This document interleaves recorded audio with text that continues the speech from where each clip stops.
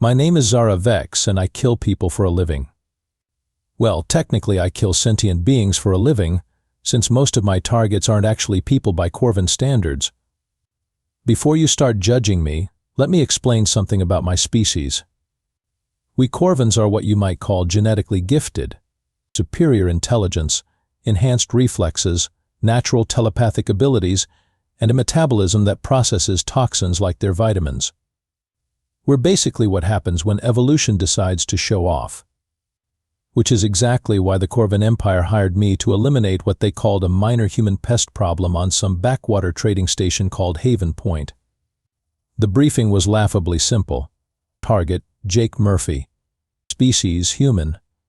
Threat level, apparently high enough to warrant my fee, which could buy a small moon. A human, I muttered, reviewing the file on my ship's display. They're sending me Zara Vex, scourge of 17 star systems, to kill a human. The irony wasn't lost on me.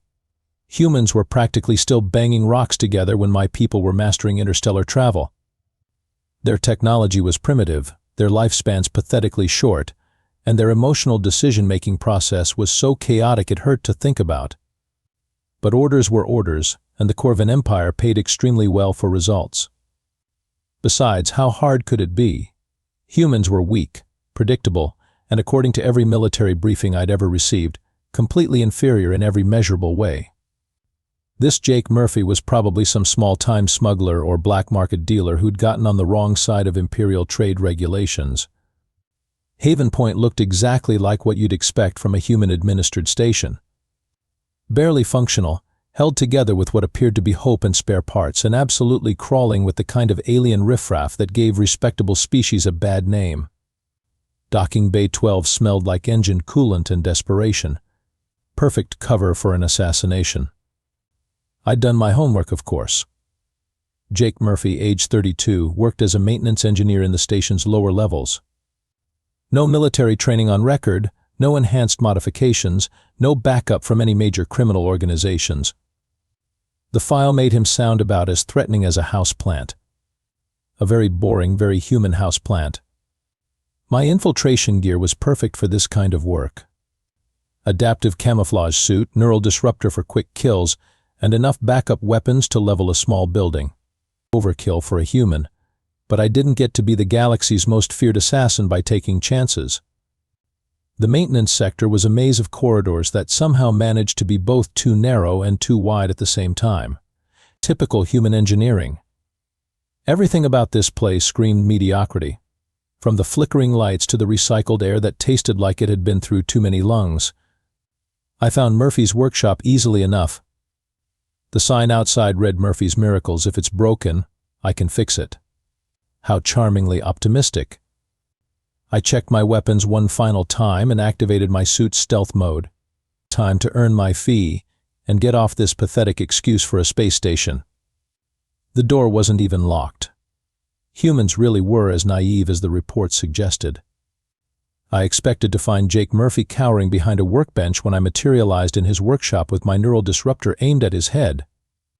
Instead, he looked up from some piece of alien tech he was tinkering with and said, "Oh, hi there. You must be Zara. Coffee?" I blinked. That wasn't in the script. "Excuse me?" "Coffee," he repeated, setting down what looked like a Zentorian quantum processor. "You look tired. Long trip from Korvan space, I'm guessing." "That's what, 6 jumps through hyperspace. Always leaves me feeling like my brain's been put through a blender." My finger hesitated on the trigger. "How do you know who I am?" Jake shrugged and moved toward a beat-up coffee maker that had definitely seen better decades. "Lucky guess. Plus, your ship's scanner array has been broadcasting a Korvan military frequency since you docked. Figured you weren't here for the tourism." He glanced at my weapon with mild interest. "Nice disruptor, by the way. 3rd generation Imperial design?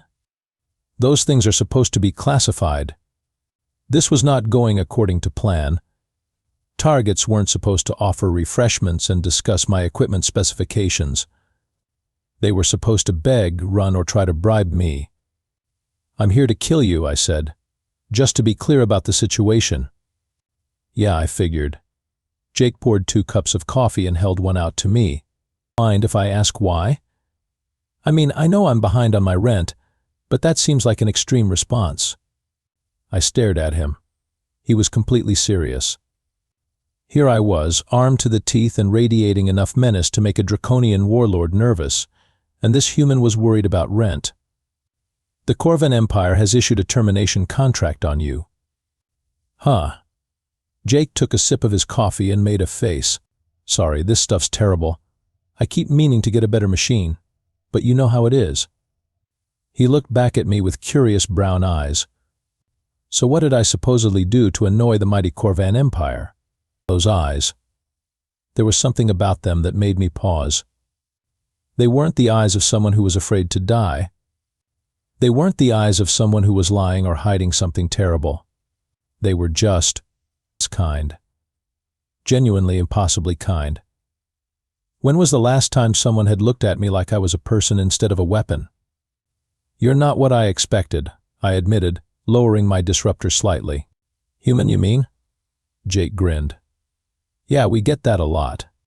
Let me guess, the briefing said we're all primitive, emotional, and completely inferior to proper civilized species.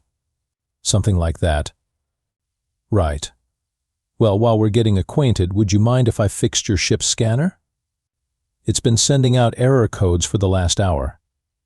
Probably a calibration issue with the quantum matrix, but if you don't fix it soon, you're going to start getting false readings on everything within a light-year radius. I lowered my weapon completely. You can diagnose my ship's systems from here? Oh, that's nothing. Jake waved dismissively and led me deeper into his workshop. See that? He pointed to a workbench covered in what looked like impossible technology. Thanagarian warp core that everyone said was beyond repair. Fixed it last week. This over here is a Zentorian AI housing that supposedly couldn't interface with non-quantum systems. Took me about 3 days to figure out the workaround. The workshop was full of alien technology that, according to everything I knew about human capabilities, should have been completely beyond their comprehension. Yet here was Jake Murphy, tinkering with advanced systems like they were simple household appliances. How? I asked. How what? How are you doing any of this? Humans don't have the neural architecture for quantum processing. Your brains can't handle multidimensional mathematics. This should be impossible. Jake looked genuinely puzzled by my confusion. I just look at how things work and figure out how to make them work better. It's not that complicated. He picked up a tool that I recognized as a Korvan-designed plasma welder. Like your scanner problem. The issue isn't with the hardware, it's with the software trying to compensate for hardware that isn't actually broken. Classic overcorrection loop. As he spoke, Jake's hands moved with practiced efficiency across my scanner array's diagnostic panel. Within minutes, the error code stopped flashing and the readings stabilized. He'd just performed a repair that would have taken our best technicians hours to complete. I watched him work, and something strange happened. For the first time in my career as an assassin, I started to question my mission. This wasn't some dangerous criminal or terrorist. This was just a man who fixed things. A man who'd offered coffee to someone who'd come to kill him. A man whose eyes held nothing but warmth and curiosity about the universe around him. There you go, Jake said, handing me back the scanner. Good as new. Actually, probably better than new. I tweaked the sensitivity algorithms while I was in there. I looked into those impossibly kind eyes again and felt something I hadn't experienced in years. Doubt. Not about my abilities, but about whether this man deserved to die. Jake, I said slowly, I think you might be in more trouble than you realize. Before Jake could respond to my cryptic warning, the workshop door exploded inward in a shower of sparks and twisted metal. 3 figures in full Korvan battle armor strode through the smoking wreckage, led by a familiar and unwelcome face. Commander Thex, I said, not bothering to hide my irritation. Always such a dramatic entrance. Thex pulled off his helmet, revealing the scarred features that had made him famous across the outer rim. Zara Vex. I see you've located the target. I've located Jake Murphy. if that's what you mean. I positioned myself casually between the Korvan soldiers and the bewildered human, though I'm beginning to wonder why the Empire considers one maintenance worker worth a full military response. Oh, this isn't just any maintenance worker. Thix's smile was the kind that usually preceded someone having a very bad day. Show her, Murphy. Jake looked genuinely confused. Show her what? Don't play stupid human. Show her what you've really been doing in this little workshop of yours. Thix gestured to his soldiers, who began scanning the various pieces of alien technology scattered around the room. Tell Agent Vex about your little hobby. I fix things, Jake said simply. People bring me broken equipment, I figure out how to repair it. What's the big deal? Thix laughed, but it wasn't a pleasant sound. The big deal, Agent Vex, is that this primitive human has been reverse engineering advanced alien technology and sharing the blueprints with anyone who asks. For free. I felt something cold settle in my stomach. Sharing them how? Through the station's data network. Every repair he makes, every modification he creates, every innovation he discovers gets uploaded to a public database accessible to anyone in the galaxy. Thix pulled out a data pad and tossed it to me. Take a look. The screen showed page after page of technical specifications, repair procedures, and engineering improvements. All of it authored by Jake Murphy. All of it available for free download. Technologies that the Korvan Empire had spent centuries developing and kept classified were laid out in simple, easy-to-understand instructions. I don't understand the problem, Jake said, looking between me and Thix. Knowledge should be shared. If I figure out a better way to do something, why wouldn't I tell people about it? Because, Thix snarled, that something includes military-grade weapons systems, classified propulsion technologies, and defensive capabilities that are supposed to be restricted to Imperial forces only. I scrolled through more of the database. Jake hadn't just been repairing alien technology, he'd been improving it. A Thanagarian warp core that was 30% more efficient than the original design. A Zentorian AI interface that could work with any computing system in known space. Weapon modifications that made standard equipment twice as effective. This is impossible, I muttered.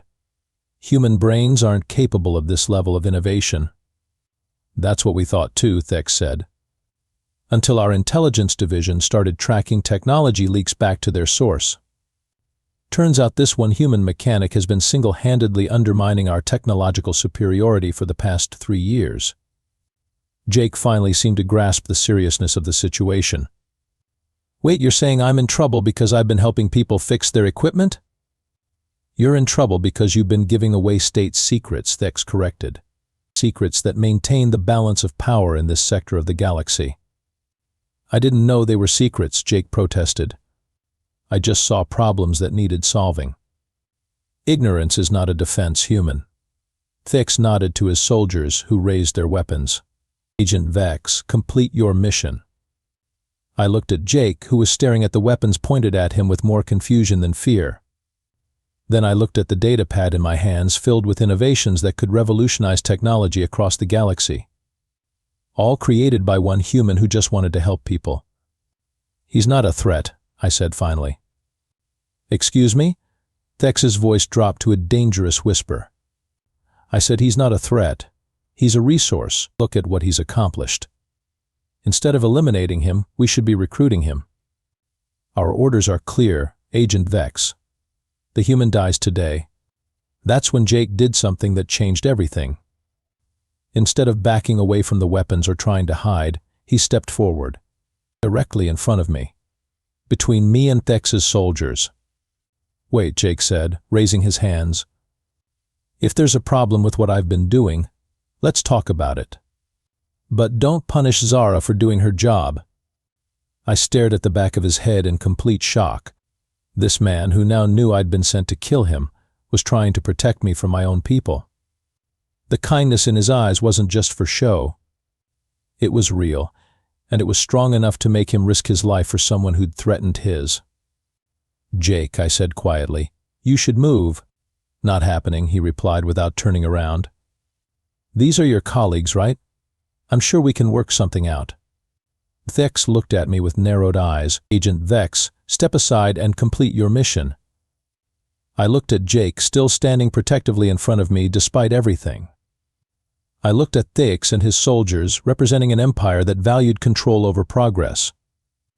I looked at the workshop full of impossible innovations created by a man who just wanted to help people.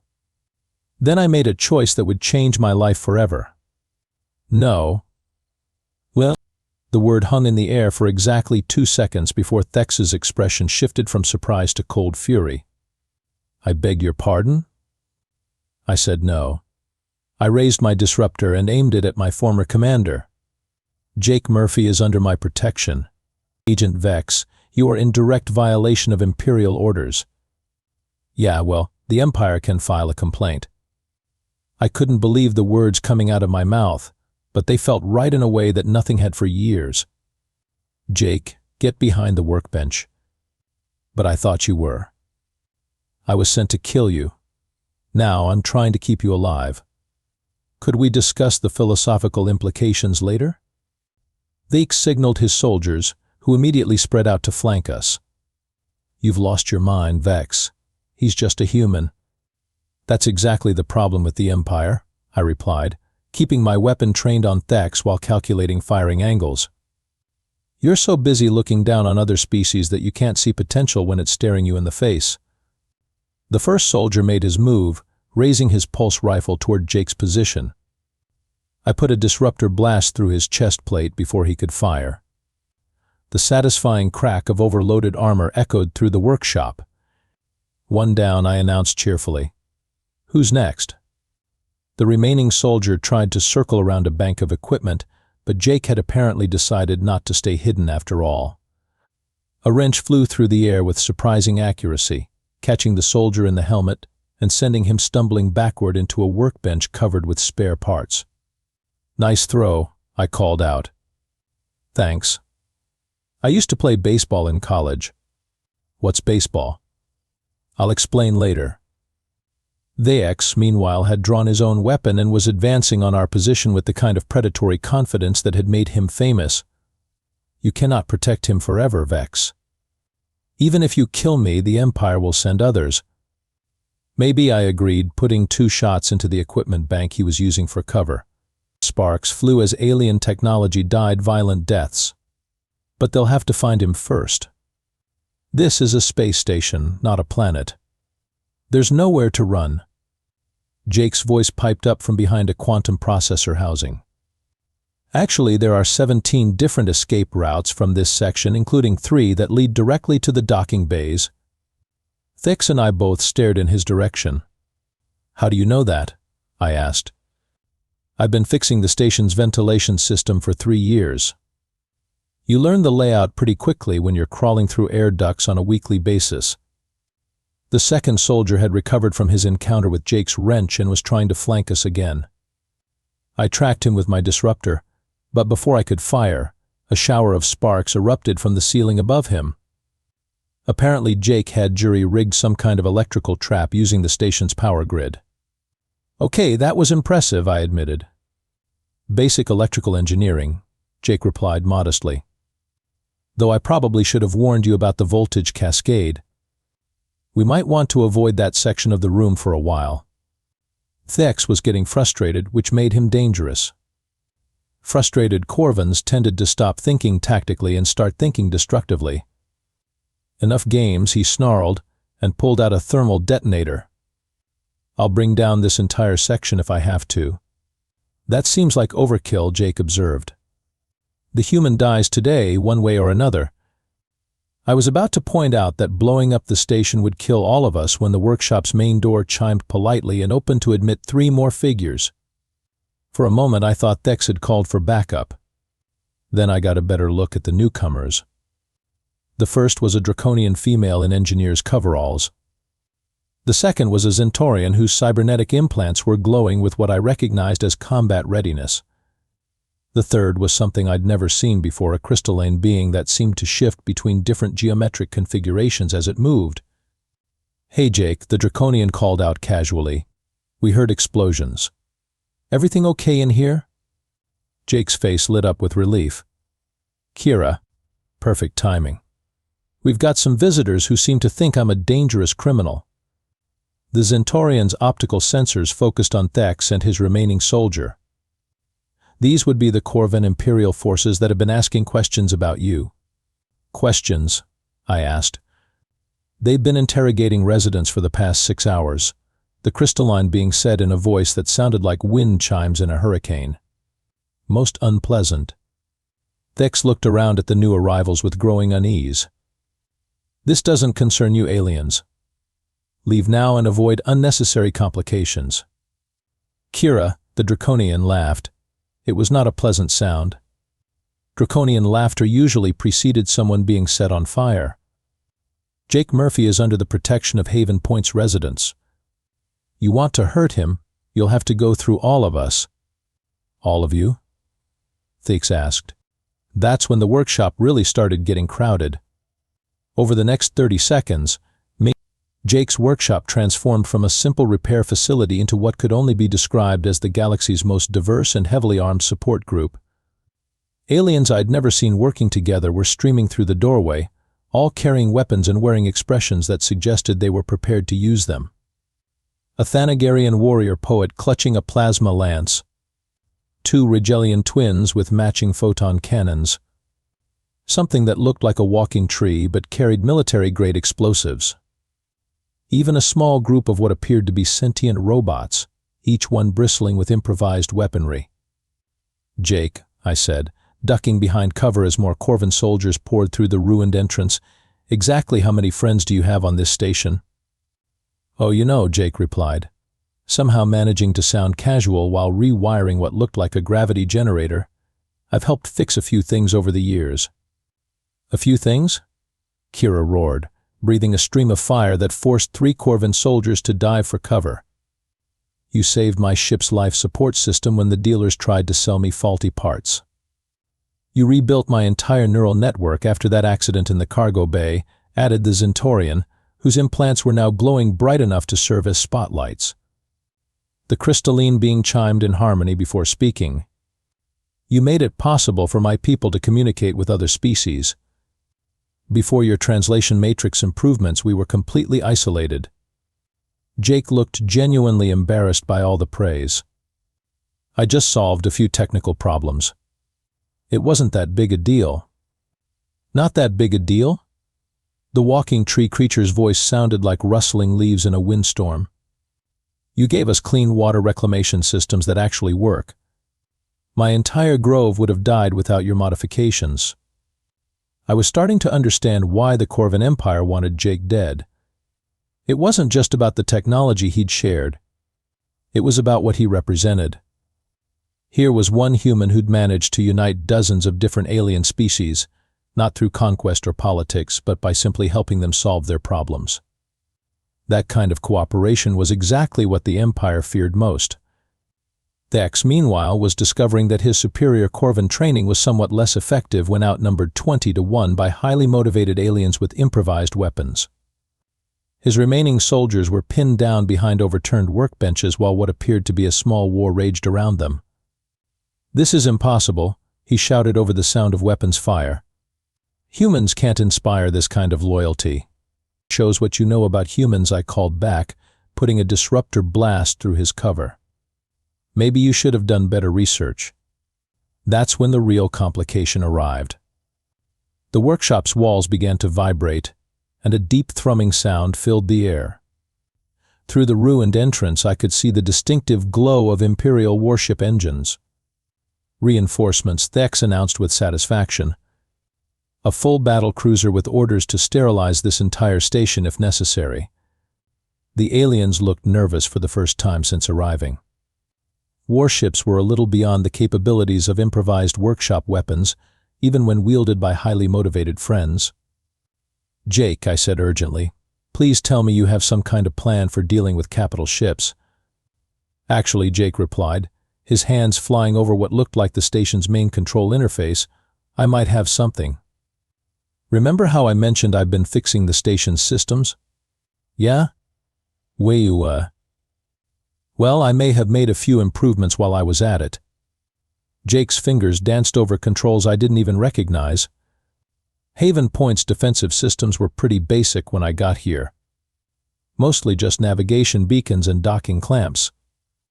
The station shuddered as the Imperial cruiser moved into attack position. Through the workshop's small viewport, I could see weapon ports opening along the warship's hull. "Jake," Kira said nervously, "whatever you're going to do, now would be good." "Right." Jake hit a final sequence of controls. "I just need everyone to hold on to something." The station stopped shuddering. For a moment, everything was perfectly quiet. Then Haven Point's defensive systems came online. I'd seen a lot of impressive technology in my career, but I'd never seen anything like what Jake had done to that space station. Energy barriers shimmered to life around the station's hull, deflecting the cruiser's initial weapon strikes like they were raindrops. Return fire erupted from positions I hadn't even known existed, each shot precisely targeted to disable rather than destroy. "How?" I asked in amazement. "I turned the entire station into one big interconnected system," Jake explained, still working at his controls. "Every repair I've made over the past 3 years included interface protocols that could link to the main network. The docking clamps became magnetic rail launchers. The navigation beacons became targeting systems. The waste reclamation plants became power generators. The Imperial cruiser was trying to retreat, but Haven Point's newly revealed weapons were systematically disabling its engines and weapon systems. Within minutes, the mighty warship was drifting helplessly, completely at the mercy of a space station that had appeared defenseless just moments before. Thix stared at the display in complete shock. "That's impossible. Humans don't have that kind of technical capability." "You keep saying that," Jake replied, finally looking up from his controls. "But maybe the problem isn't with human capabilities. Maybe the problem is with your assumptions." I looked around the workshop, now filled with aliens from dozens of different species, all united in their defense of one human mechanic. I looked at the display showing an Imperial warship defeated by a supposedly primitive space station. I looked at Jake, whose only crime had been wanting to help people solve their problems. "Vex," I said, "keeping my disruptor trained on my former commander, I think it's time for you and your people to leave." "This isn't over, Vex. The Empire will. The Empire will think very carefully before attacking a station that can disable their warships," Jake interrupted politely. "Especially once word gets out about what happened here today." Vex looked around at the crowd of heavily armed aliens, all of whom seemed perfectly willing to continue the fight if necessary. Then he looked at his defeated warship and his scattered soldiers. "Fall back," he ordered finally. "All units fall back." As the Korvan forces retreated, Jake turned to me with that same impossibly kind expression I'd seen when this all started. "So," he said, "still planning to kill me?" I looked into those warm brown eyes and realized that my days as an Imperial assassin were officially over. I think I might be looking for a new job. 3 weeks later, I was sitting in Jake's workshop, drinking actually decent coffee and watching him put the finishing touches on what he claimed was a minor modification to a Regellian transport's hyperdrive system. The modification, of course, would probably increase the ship's efficiency by 40% and revolutionize interstellar travel. Again. "You know," I said, taking another sip of the remarkably improved coffee, "most people who defect from the Korvan Empire don't end up as security consultants on backwater space stations." Jake looked up from his work and grinned. "Most people who defect from the Korvan Empire probably don't have my particular set of problems." He had a point. Word of the Battle of Haven Point, as the station's residents had started calling it, had spread throughout the sector faster than gossip at a diplomatic reception.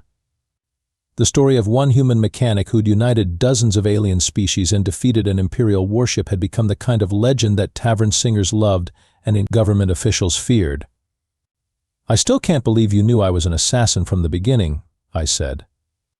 "It wasn't that hard to figure out. You had deadly professional killer written all over you. Plus, the Korvan military frequency broadcasting from your ship was a pretty big clue.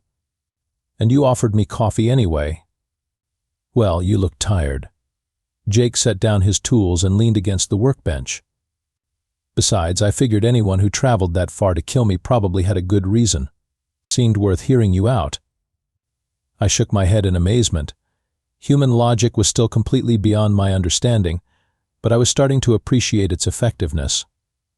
What made you think I wouldn't just shoot you and be done with it? Your eyes, Jake said simply.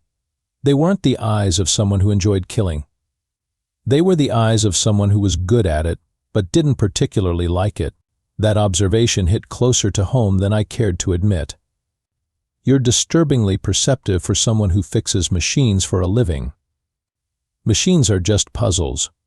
People are puzzles too, they're just more complicated. The workshop door chimed, and Kira stuck her scaled head inside. Jake, we've got another batch of refugees requesting sanctuary. 3 ships this time, including some kind of research vessel. What kind of research? I asked, automatically shifting into security mode. Medical, according to their transmission. They're claiming to have developed treatments for Zentorian neural cascade syndrome. Jake and I exchanged glances. Neural cascade syndrome was supposedly incurable, a degenerative condition that affected cybernetic species throughout the galaxy. If someone had actually found a treatment, let them dock, Jake decided. Bay 7 should have the facilities they need. As Kira left to coordinate the new arrivals, I found myself marveling at how much had changed in such a short time. Haven Point had transformed from a simple trading post into something unprecedented, a truly neutral sanctuary where any species could seek help, share knowledge, or simply exist without fear of Imperial interference. You realize what you've created here, don't you? I asked. Jake looked genuinely puzzled. A place where people can get their equipment fixed? You've created hope, I said. For every alien who's ever been told they're inferior, for every species that's been oppressed by the Empire, for everyone who believed that cooperation between different peoples was impossible. You've proven them all wrong. I just fixed some broken things. Jake, I said, standing up and checking my weapons out of habit, you fixed more than you know. The truth was, Jake Murphy had fixed me too. For years I'd been the Empire's weapon, pointing wherever they told me to point and eliminating whatever they deemed a threat. I'd told myself I was maintaining order, preserving civilization, protecting the greater good. But really I'd just been another broken thing, following my programming without question. Looking around the workshop, now bustling with activity as aliens from a dozen different species worked together on various projects, I realized this was what the galaxy could be. Not the rigid hierarchy of the Empire, not the chaos of unchecked expansion, but something new, something better. My comm unit chirped with an incoming message. Imperial frequency, high priority. I almost ignored it, then decided I was curious enough to hear what they had to say. Zara Vex, the familiar voice of Director Kythe, filled the room. Your status report is overdue. Sorry about that, I replied cheerfully. I've been busy with my new job. Your new job? Security consultant for Haven Point. We provide protection services for refugees, researchers, and anyone else who needs a safe place to innovate. There was a long pause. Agent Vex, you are ordered to return to Korvan space immediately for debriefing. Yeah, that's not going to happen. I like it here. The coffee's good, the company's interesting, and nobody's asking me to kill people whose only crime is being helpful. You are in violation of your service contract. Sue me, I said, and switched off the comm. Jake looked up from his latest project with an amused expression. Feel good? Better than I've felt in years. I settled back into my chair and picked up my coffee. So what's next for Haven Point's resident miracle worker? Oh, you know, Jake said, returning to his work. I've got a few ideas. The Thanagarian delegation mentioned some problems with their terraforming systems. The research vessel that just docked claims they need help with medical equipment calibration. And Kira's been asking if I can figure out how to improve the station's artificial gravity. Generators. Just another day at the office. Pretty much. Jake paused in his work and looked at me seriously. Zara, do you ever regret leaving the Empire? I thought about that question for a moment, considering everything I'd given up and everything I'd gained. My old life had been simple, straightforward, and ultimately empty. This new life was complicated, unpredictable, and absolutely full of possibility. Never, I said finally. Though I have to admit I'm curious about what happens next. Jake's grin was infectious. That's the best part about helping people solve problems. There's always another problem to solve. From outside the workshop came the sounds of Haven Point going about its daily business. Ships arriving and departing, aliens of every conceivable species working together, the steady hum of innovation and cooperation that had become the station's signature. I'd been sent to kill Jake Murphy because he represented a threat to the established order. They'd been right about that, but wrong about everything else. He wasn't a threat to be eliminated. He was a future to be embraced. And as I sat there, drinking good coffee and watching one human mechanic casually revolutionize galactic civilization one repair at a time, I couldn't help but smile. The Korvan Empire had trained me to be the perfect weapon, but they'd never trained me to recognize the perfect target. Turned out, the perfect target wasn't someone who needed to be destroyed. It was someone who needed to be protected. Lucky for Jake Murphy, he'd found himself the galaxy's most overqualified bodyguard. And lucky for me, I'd found myself a reason to be something more than just a weapon. The future, it seemed, was going to be very interesting indeed.